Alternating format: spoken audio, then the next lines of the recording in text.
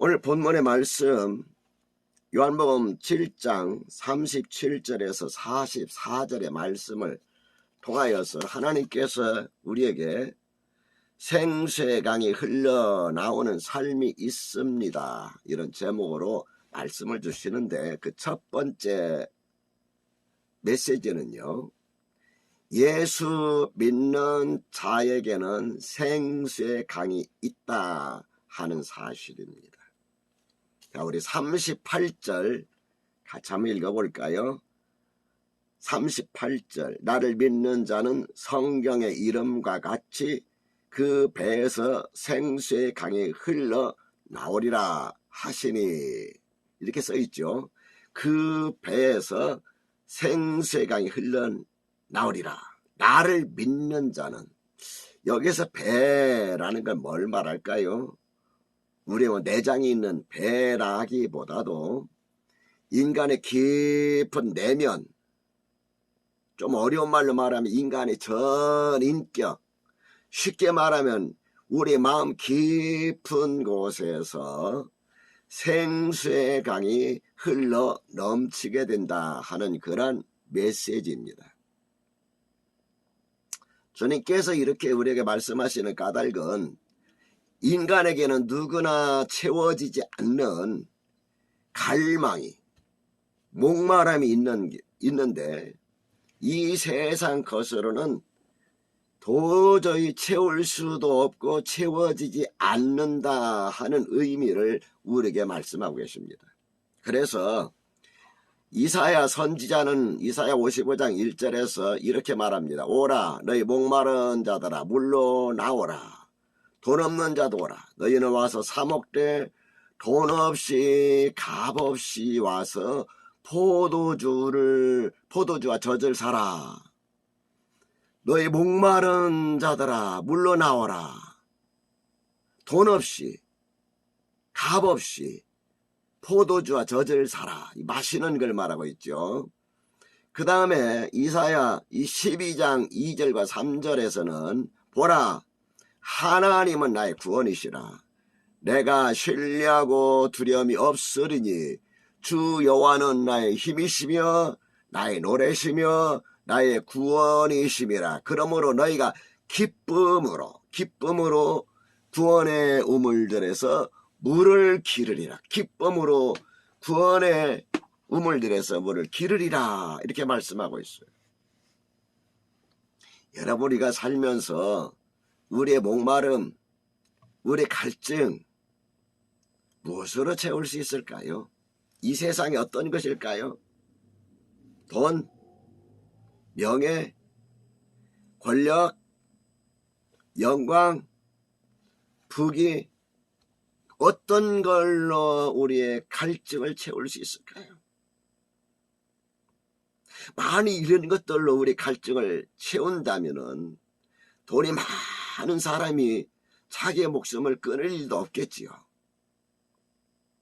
이런 것들은 가지면 가질수록 행복하고 만족되는 것이 아니라 갈증만 더 일어나게 됩니다.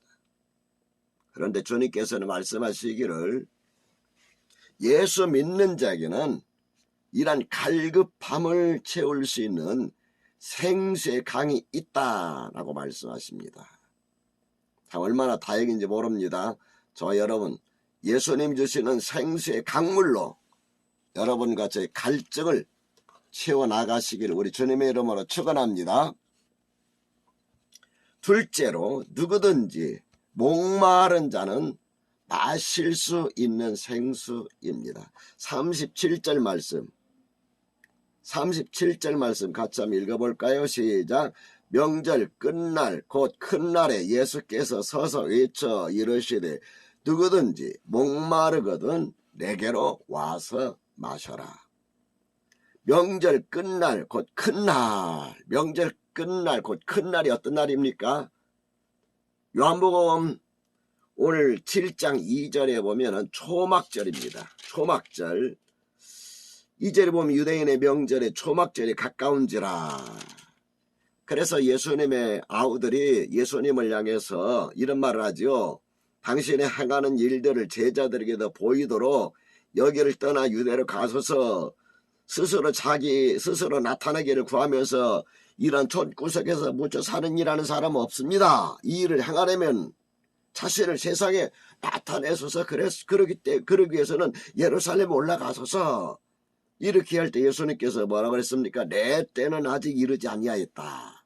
그런 다음에 어느 정도 시간이 지나고 며칠 지난 다음에 예수님께서 예루살렘에 올라가셨는데 37절에 그 명절 끝날, 이 명절이 어떤 날이라고 지난번에 제가 말씀드렸죠. 이 명절은 초막절이라고 그래요. 초막절 또는 장막절 또는 수장절.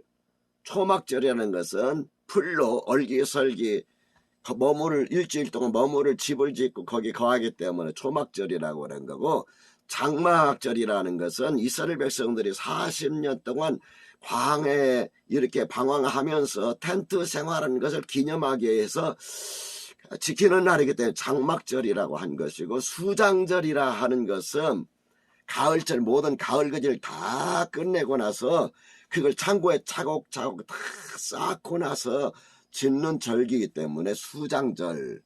오늘날 말하면은 우리나라라면 추석이라 할까요? 아니면 추수감사절이라고 할까요? 그런데 이 초막절은 8일 동안 지킵니다. 일주일 동안 지내다가 마지막 날은 대성회로 모입니다. 대성회로 모이기 때문에, 그러니 그날엔 자연히 노래가 있고 또 춤이 있고, 노래와 춤을 도두기에서 필요한 것이 뭐예요? 마실 술이 있어요. 포도주가 있어요. 그래서 그날은 축제 중에 축제 날이에요. 주님께서 이런 날에 모여있는 사람들에게 하신 말씀이, 누구든지 목마르거든 그거 마시지 말고 내게로 와서 마시라. 세상의 것으로 취하지 말고 내게로 와서 마셔라 라고 주님 말씀하고 있습니다. 여러분, 목마름이 얼마나 힘든 것인가 여러분 보셨습니까? 우리가 이번에 그 우크라이나 그 사태를 보면서, 러시아와의 전쟁을 보면서 우크라이나 사람들이 수도가 파괴되고 다 파괴돼 가지고 가장 시급한 게 뭐냐면은 물의 식수가 없는 거예요. 수도관이 파괴돼 버렸으니까 러시아 군인들이 막 폭격을 해가지고 다 무너져 버렸어. 수도를 구할 수가 없고 강물도 구할 수가 없는 거예요. 그러니까 물동이를 들고 다니면서 막 그 진흙탕물을 담아다가 그것을 가라앉혀서 먹는 걸 보면서, 야, 물이 이렇게 중요하구나 하는 것을 제가 봤습니다. 물을 마시지 아니하면은 사람들 결국 갈증의 문제가 아니라 생명까지도 위협을 받죠. 모세가 이스라엘 백성들을 애굽에서 이렇게 탈출시켜 가지고 홍해를 거쳐서 광야길을 갈 때에 홍해를 건너는 그 과정이 얼마나 감격스럽겠어요. 뒤에서는 막 애굽의 군사들이 쫓아오는데 그들이 그 홍해가 갈라져서 그 가운데를 마른 땅같이 건너가고 나서 뒤쫓아오는 애국 군사들이 물이 합쳐져 가지고 거기 물에 전부 다 수장당하고, 이런 극적인 감격, 얼마나 여러분 그 마음에 감격이 있었겠어요. 그래서 그들이 홍해를 건너자마자만 모세는 나이가 80이 된 모세가 얼마나 좋았는지 막 하나님 앞에 찬양하며 노래하고, 그 다음에 모세의 누나 미리암은 소고를 치면서 춤을 추고 막 얼마나 기뻐했는지 몰라요. 그런데 그러고 나서 3일 길을 터벅터벅 걸어가는데 문제가 생겼어요. 어떤 문제일까요? 양식은 있는데 물이 떨어진 거예요. 마실 물이 없는 거예요. 사흘 길을 걸어도 물이 없어요. 그래서 사람들이 그 구원의 감격, 그것도 다 잊어버리고 우리가 무엇을 마실까? 모세를 향해 막 원망하는 거예요. 광야길에 오아시스도 없고 강도 없는데 마실 물을 떨어지고 200~300만 명 되는 백성들은 물을 달라가 아우성치고, 여러분 어떻게 할까요? 참으로 난감한 일이죠. 여러분, 우리가 신앙생활하다 힘들면은 어느 순간에 가면 목사를 원망을 해요. 네? 목사님이. 여러분은 그렇지 않죠? 그렇지 않죠, 여러분? 답변이 없는 것 다 아멘 하는 보니까 그렇다는 말입니까? 안 그렇다는 말입니까? 그 모세가 어떻게 하겠어요? 그 몇백만 명 되는 사람들, 광야에 물도 없는데 강이 흐르는 것도 아니고 샘이 있는 것도 아니고 어떻게 하겠어요? 그런데 한참 가다 보니까 오아시스가 있는데, 야, 물이다. 가서 물을 딱 떠서 마시려고 하는데 그 물이 어떤 물이었냐? 쓴 물이었어. 도저히 마실 수 없는 물이었어. 하나님, 이거 어떻게 해야 됩니까? 이 백성이 이러다가 다 목말라 죽겠습니다. 하나님께서 모세에게 한 나무를 지시하시니 모세가 그 나뭇가지를 꺾어서 그 강물에다 탁 던졌어요. 그러자 쓴 물이 뭐가 됐을까요? 쓴 물이 단물이. 우리가 살다 보면은 인생의 쓴맛 봅니다. 죽을 것 같아요. 길이 열어지지 않아요. 좀 살만한데 마시려고 하니까 쓴물이야. 구원의 감격도 그냥 다 사라져버려. 기쁨도 다 사라져버려. 사는 것도 힘들어져. 믿음대로 살려고 하는데 잘 안 돼. 오히려 더 힘들어. 그래서 기도하다 보니까 좀 길이 열어진 것 같은데 쓴물이야. 어떻게 될까요, 여러분? 마음에 낙심이 되고 원망하고. 그럴 때 우리가 하나님 앞에 엎드리는 것이 얼마나 중요한가는 알 수가 있습니다. 이 세상 살면서 목마른 자는 누구든지 내게로 와서 마시라. 우리 주님 앞에 여러분과 나의 인생에 해답이 있다 하는 것을 믿으시면 아멘 합시다.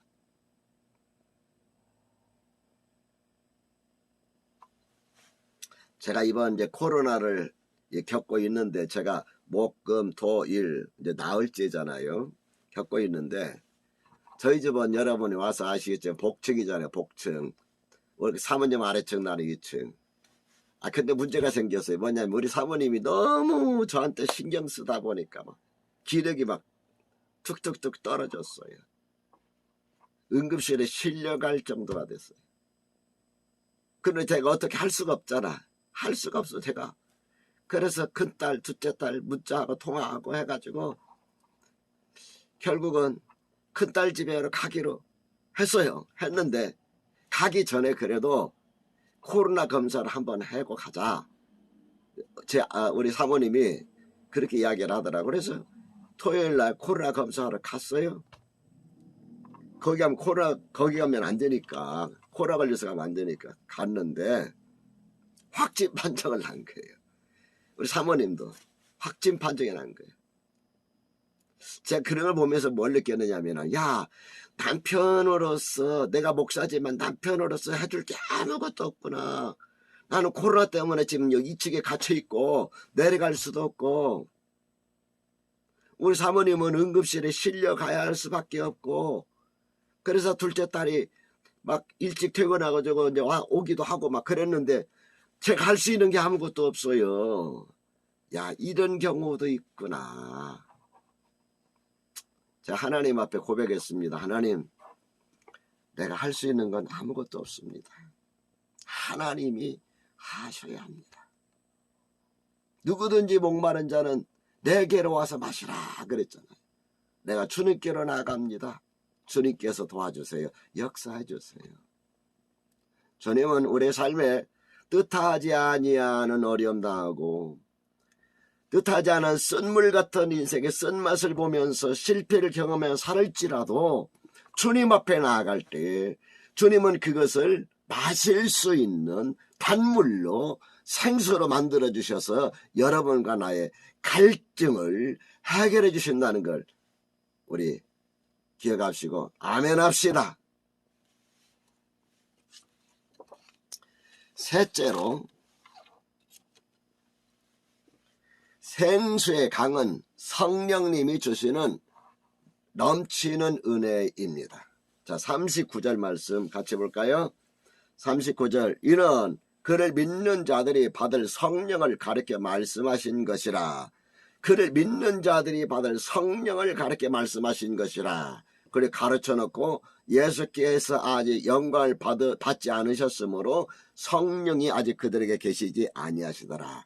예수님이 승천하신 다음에 성령께서 오셨지요. 그러므로 예수님이 계시는 동안에는 아직 성령이 그들 가운데 임하지 아니하셨다. 이렇게 말씀하시면서 이는 그를 믿는 자들이 받을 성령을 가르침이라 그래요. 가르쳐 말씀하심이라 그랬어요. 그러니까 생수의 강이란 뭘 말하냐면은 믿는 자들이, 주님을 믿는 자들이 받을 성령님을 말합니다. 여러분, 우리가 성령께서 주시는 이 충만한 은혜, 이 충만함을 체험하지 못하면 우리가 신앙생활에도 다 갈급합니다. 갈증 속에서 삽니다. 어떤 분이 이제 그런 이야기를 할 때가 있어요. 목사님, 너무 갈급해요. 아니, 주일날 나와서 예배도 드리고 찬송도 하고 그런데 왜 갈급하다고 할까? 여러분, 우리가 성령 충만함을 체험하지 못하면 늘 갈급해요. 갈증 속에서 신앙생활해요. 어쩌면 신앙생활이 고행 중 고행이겠다는 생각이 들어요. 제가 목회하던 초창기에 지금보다도 이 성경 공부를 엄청 많이 시켰습니다. 제자훈련이라고 해서 엄청 많이 시켰어요. 제자훈련에 제가 막 쏙 빠져서 몰두하고 있을 그때에 집사님 두 분이 사택에 찾아왔어요. 목사님, 그때 전도사지요. 전사님, 꼭 하고 싶은 말이 있습니다. 강도사 때인가 어쨌든 간에 꼭 드리고 싶은 말이 있습니다. 뭐예요? 그랬더니 신앙생활이 돌을 닦는 것보다 더 힘이 듭니다. 신앙생활이 돌을 닦는 것보다 더 힘이 듭니다. 어때요? 여러분도 공감하십니까?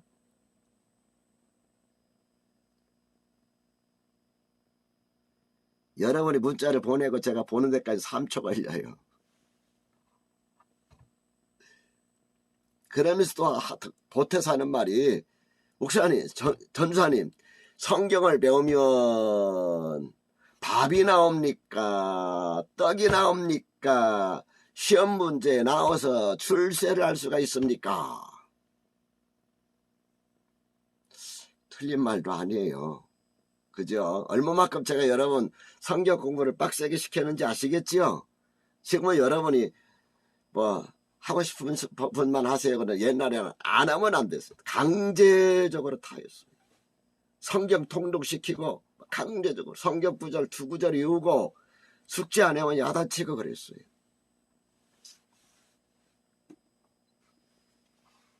주님께서 우리에게 요한복음 8장 32절에 이런 말씀을 하셨습니다. 진리를 알지니 진리가 너희를 말이라. 아시는 분 한번 올려주세요. 진리가 너희를 어떻게 하리라? 진리를 알지니 진리가 너희를 자유케 하리라. 새들 가운데, 하늘을 날아다니는 새들 가운데 왕이라고 하는 새가 어떤 새입니까? 뻐꾸기, 까마귀, 까치, 종달새, 독수리지요. 왕 중에 왕이죠. 새들 가운데 왕 중에 독수리지요. 왜 독수리가 여러분 왕 중에 왕인지 아십니까? 독수리는 태어날 때부터 엄청나게 힘든 훈련을 한답니다. 처음에는 이제 뭐 날지 못하니까 엄마가 열심히 먹을 것을 막 물어다 주면은 이 새끼는 입을 쫙 벌릴 거 아니고 입에다 넣어주고 해서 이제 깃털도 나고 날개 쭉도 생기고 이제 파다닥 하고 이제 이 정도 되면은 어느 날 엄마가 이 독수리를 탁 발톱으로 낚아채 가지고 공중으로 올라간답니다. 올라가서 탁 떨어뜨린다고 그래요. 생전 처음 경험하는 것 여러분 생각해 보세요. 이 독수리가 이 새끼가 얼마나 놀래겠어요. 그래서 막 날아가려고 파다닥 하는 거예요. 그럼 어미 독수리가 땅에 떨어지기 전에 샥 낚아채가 날아가서 다시 낚아채서 올라가요. 아, 이 녀석이 아직 못 날아가는구나. 그래가지고 다시 열심히 먹이를 물어다가 입에다 넣어주고 또 넣어주고 그런답니다. 독수리의 집은 대개 절벽이나 이런 데서 집을 짓는데요. 그래서 이제 이 녀석이 어느 정도 자라면은 아예 둥지에서 그냥 밀어버린대요. 그럼 어떤 현상이 생길까요? 둥지에서 밀어버리면은 떨어질 거 아니에요. 떨어지면 두 가지 결과가 나오겠죠. 하나는 살든지 하나는 죽든지. 날지 못하면 죽는 거예요. 이제는 엄마가 그 낚아채 올라가지도 않아요. 그냥 막 파다닥 하다가 날아야 할 때 날지 못하면 그냥 떨어져서 죽는 거고, 안 죽으려고 막 날겠지 해가지고 그때부터 올라간다는 거예요. 우리가 신앙생활 어떤 면에서 이런 건 비슷한 것 같아요. 우리가 하나님의 말씀을 배우는데 얼마나 힘들고 얼마나 힘들어요. 예? 안 하던 공부를 해야 되고 성경을 읽어야 되고 얼마나 피곤해요. 머리는 잘 회전이 안 되고. 그런데 여러분, 하나님의 말씀을 깨닫기 시작할 때부터 그 사람에게는 영의 자유함이 생기기 시작하는 겁니다. 믿으시면 아멘 합시다. 알지 못하니까 힘든 거예요. 알지 못하니까. 알고 나서부터는 힘든 것이 아니라 자유로운 거예요. 마음껏 날아다닐 수가 있는 거예요.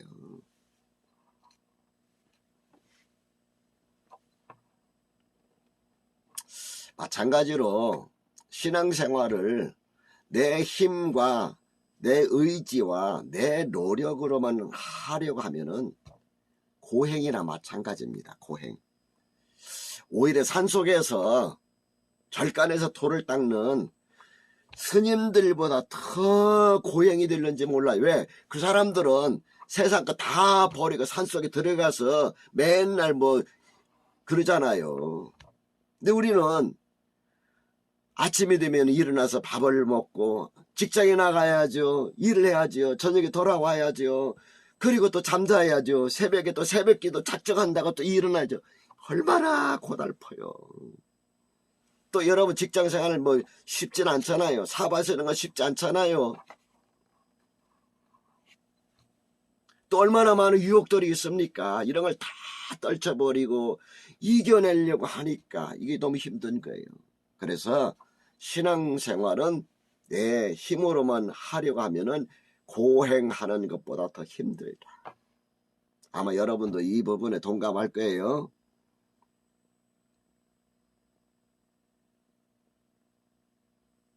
여러분에게 아직 고행 같은 느낌은 안 드는 것 같아. 아무런 문자가 안 올라오는 거 보니까. 어쨌든 주님께서 말씀하시기를 누구든지 목마르거든 내게로 와서 마시라. 나를 믿는 자는 성경의 이름과 같이 그 배에서 뭐가 흘러나오리라? 생수의 강이 흘러나오리라. 믿으시면 아멘. 이 생수의 강은 뭐라고 그랬어요? 믿는 자들, 주님을 믿는 자들이 받을 성령이라 그랬어요. 주님을 믿는 자들이 받을 성령이라 그랬고, 그래서 성경 에베소서 5장 18절의 말씀을 보면은 이런 말씀이 있어요. 우리 한번 찾아볼까? 에베소서 5장 18절 찾으셨으면 사인 올려주세요. 에베소서 5장 18절.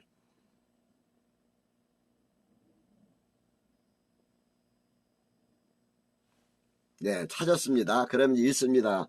시작. 술 취하지 말라. 이는 방탕한 것이니 오직 성령으로 충만함을 받아라. 술 취하지 말라. 그것이 근본적인 해결 방법이 아니다는 거예요. 여러분이 문제가 해결되지 않고 여러분의 근심과 걱정이 있어서 여러분 한 잔 술을 마시면은 그것으로 견딜 수 있을는지는 모르지만은 근본적인 해결책이 아니고 오히려 이것은 우리라 이건 방탕하게 만든다고 그랬어요. 그러면서 오직이란 단어를 썼어요. only. 오직이란 단어를 쓰면서 성령으로 충만함을 받아라. 성령으로 충만함을 받게 될 때 어떤 일들이 일어나게 됩니까? 성령으로 충만함을 받게 될 때 우리 마음 가운데 노래가 있어요. 노래가 막 저절로 흘러나오네. 제가 은혜를 경험하면서도 느끼는 것이 내 마음의 찬송은 내가 부르고 싶어서 막 불러지는 게 아니에요. 내가 은혜로울 때 성령에 충만할 때 나도 모르게 흥얼거리면서 노래도 하고 그래요. 제가 처음에 예수 믿을 때에 예수님을 영접하고 나서 예수님을 경험하고 나서 성령 충만하고 나서 얼마나 감격스럽고 기쁜지 찬송가 손바닥 많은 거 주머니 넣고 다니면서 그냥 수시로 불렀던 기억이 나요. 견딜 수가 없는 거예요. 견딜 수가 없어요. 그 당시에 불렀던 찬송가 가사들이 요즘도 예배드리면서 가끔마다 실수하면서 나와요. 나도 모르게. 그 정도로 깊이 자리 잡고 있는 거예요. 여러분, 이제는 여러분과 내가 세상 것으로 채우려 하지 마시고 이 성령께서 주시는 충만함으로 채워야 됩니다. 그럴 때 여러분과 내 마음 가운데 세상 것으로도 채워지지 아니하는 무언가 있어요. 그 무언가가 어떻게 표현되느냐? 노래로, 시와 찬송과 신령한 노래로 나타나게 되고, 또 어떻게 바뀌어지느냐 하면은 옛날에는 모든 것들이 불평스럽고 짜증스럽고 원망스러웠는데 그 모든 것들이 다 감사가 돼요. 감사. 저는 이 코로나 걸렸으면서도 하나님 앞에 감사합니다. 왜 감사한 줄 아세요? 첫째, 코로나 걸려놓으니까 어디 갈 수가 없어. 작전기도 기간에 어디 갈 수가 없어. 자꾸 사람들이 나 작전기도 하려는데 불러내. 근데 이제 코로나 걸렸으니까 불러낼 수가 없어. 나 코로나 걸렸는데요. 불러낼 수가 없어. 그 좋은 점이 있긴 있어요. 두 번째, 주님의 고난을 내가 느낄 수가 있는 것 같아요. 실제 많은 건 아니지만 얼마나 주님은 힘드셨을까, 고통스러우셨을까. 코로나 이 고난 주간에 코로나 걸려니까 이게 진짜 은혜예요. 은혜. 저에게는 은혜입니다. 여러분 걸리라는 말은 아니에요. 여러분 걸리지 마시고 건강하시고 건강한 몸으로 한 주일 동안 기도하시기를 주님의 이름으로 축원합니다. 그 다음에 우리가 성령 충만할 때 어떤 일이 있느냐 하면은 내 마음으로 사람들을 섬기고 싶어요.